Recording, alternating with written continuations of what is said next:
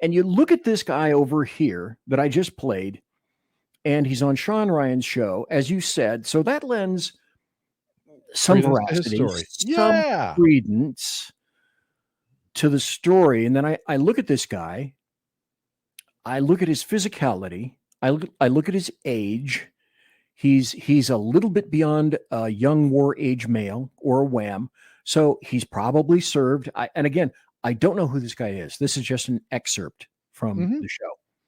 Mhm. But he's using jargon and a presence that indicates to me that there very well could be some truth to what it is that he's saying. Yes. So I saw this. In other words, what I'm getting down to is I saw this, played it, listened to it, watched it, and I didn't out of hand completely dismiss it and say, I'm not going to play that tonight. It's bullshit. Well, no, and I think that's the point I was trying to make is everything leading into this says that there's credibility to this and there is enough. And look, I said on my show the other day, there were text messages getting released in the pararescue community that they weren't being sent out to do stuff. There were emails. I think it was the 101st Airborne.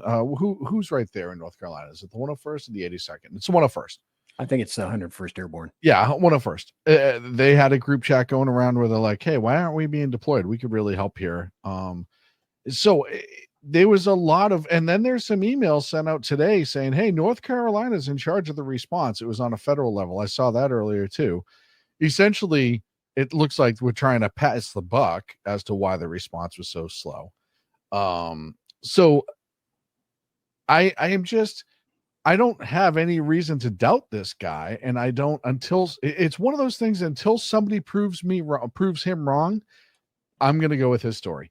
Because at this point, FEMA and feds and everybody else and mainstream media has lied aplenty.